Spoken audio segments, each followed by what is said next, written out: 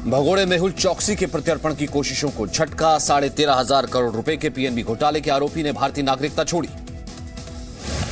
Antigua high commission में मेहुल चौकसी ने भारतीय पासपोर्ट जमा कराया। नागरिकता छोड़ने वाले फॉर्म में एंटीगा को अपना नया पता बताया। नागरिकता छोड़ने के लिए $177 का ड्राफ्ट भी जमा कराया। पीएमओ ने विदेश मंत्रालय और जांच एजेंसियों से मामले में रिपोर्ट मांगी। भगोड़े मेहुल चौकसी ने अपना नया पता Jolly Harbour Saint Marks Antigua लिखा। हाई कमीशन को कहा उसने नियमों के तहत एंटीगा की नागरिकता ली। मेहुल चौकसी की कोर्ट में 22 फरवरी को सुनवाई। नागरिकता छोड़ प्रत्यर्पण की कार्रवाई से बचना चाहता है चौकसी। जम्मू कश्मीर के बड़गाम में आतंकियों के साथ एनकाउंटर। सुरक्षा बलों ने 2 आतंकियों को मार गिराया। एनकाउंटर के दौरान सुरक्षा बलों पर हुई पत्थरबाजी। तीसरे आतंकी से एनकाउंटर जारी। चरारे शरीफ के जीन पांचाल में सुरक्षा बलों ने आतंकियों को घेरा। ऑपरेशन में 53 राष्ट्रीय राइफल्स, बड़गाम पुलिस और सीआरपीएफ शामिल। कर्नाटक में जारी सियासी संकट के बीच कांग्रेस नेता सिद्धरमैया की विधायक दल के साथ बैठक। सुबह 11 बजे बैठक हुई। सभी विधायकों को शामिल होने के निर्देश।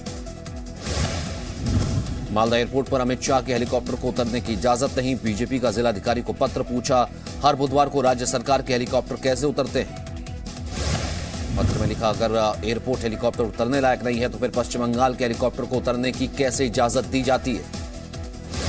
कल मालदा में अमित शाह की रैली। स्थानीय बीजेपी ने दूसरी एजेंसियों से भी मदद मांगी। मालदा में होटल की छत पर बनाया जा सकता है हेलीपैड। केंद्रीय मंत्री प्रकाश जावड़ेकर का बयान, देश में प्रधानमंत्री मोदी का कोई विकल्प नहीं है। अगर मोदी नहीं तो देश में अराजकता का माहौल हो जाएगा। केंद्रीय मंत्री मुख्तार अब्बास नकवी का विपक्ष के गठबंधन पर तंज। कहा, ना कोई उमंग ना कोई दरंग, मोदी विरोध का गठबंधन कटी पतंग। भोपाल में सीएम कमलनाथ के खिलाफ बीजेपी का प्रदर्शन। नेताओं की हत्या का विरोध। मध्य प्रदेश में 5 दिन में 2 बीजेपी नेताओं की हत्या। रविवार को मनोज ठाकरे और गुरुवार को प्रहलाद बदवार की हत्या हुई थी। बीएसपी अध्यक्ष मायावती पर किए गए आपत्तिजनक बयान पर बीजेपी विधायक साधना सिंह ने मांगी माफी। खेद जताकर कहा, किसी को अपमानित नहीं करना चाहती थी। साधना सिंह ने कहा, मैं सिर्फ मायावती को गेस्ट हाउस कांड की याद दिलाना चाहती थी। साधना के विवादित बयान के खिलाफ चंदौली में शिकायत दर्ज की गई है। सूत्रों के मुताबिक साधना सिंह को अपने बयान पर यूपी बीजेपी से भी लगाई गई है फटकार। आला नेताओं की नाराजगी के बाद ही साधना सिंह ने माफी मांगी है।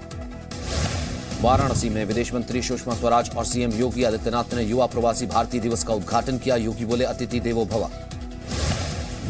प्रवासी भारतीय दिवस सम्मेलन में 5,000 से ज्यादा प्रवासी भारतीय सम्मेलन में शामिल हो रहे हैं। दुनिया भर के करीब 150 देशों से पहुंचे हैं प्रवासी भारतीय। कल 22 जनवरी को पीएम नरेंद्र मोदी और मॉरिशस के प्रधानमंत्री प्रवासी भारतीय सम्मेलन की औपचारिक शुरुआत करेंगे। कार्यक्रम में 9 राज्यों के मुख्यमंत्री भी शामिल होंगे। वाराणसी में प्रवासी मेहमानों के लिए खास टेंट सिटी भी बनाई गई है। करीब 42 हेक्टेयर में बनाई गई है टेंट सिटी। काशी की पौराणिक सभ्यता को देखने का मौका मिलेगा। वाराणसी में पहुंच रहे प्रवासी भारतीयों का खास स्वागत। प्रशासन, यूपी सरकार के अलावा स्थानीय लोग भी कर रहे हैं स्वागत। सम्मेलन के बाद प्रवासी भारतीय 24 जनवरी को प्रयागराज कुंभ पहुंचेंगे। प्रवासी भारतीयों को 26 जनवरी को होने वाली गणतंत्र दिवस परेड में भी शामिल होने का मौका। सीबीआई के अंतरिम निदेशक नागेश्वर राव की नियुक्ति के खिलाफ केस में सीजेआई रंजन गोगोई ने खुद को किया अलग। चयन समिति की बैठक में हिस्सा लूंगा इसलिए केस से अलग हुआ। आम बजट पेश करने से पहले हलवा सेरेमनी का आयोजन। वित्त राज्य मंत्री शिव प्रताप शुक्ला और राधाकृष्णन ने की शुरुआत। आज से शुरू हो जाएगी बजट से प्रिंट होने की प्रक्रिया। हलवा सेरेमनी के बाद 10 दिन तक वित्त मंत्रालय के बेसमेंट में मौजूद प्रिंटिंग प्रेस में बजट की प्रिंटिंग की जाती है। आज के बाद बजट में शामिल सभी लोग पूरी दुनिया से कट जाते हैं। बजट प्रिंटिंग का काम पूरी तरह गोपनीय होता है। जटिल प्रक्रिया को हल्का फुल्का करने के लिए हलवा सेरेमनी का आयोजन किया जाता है।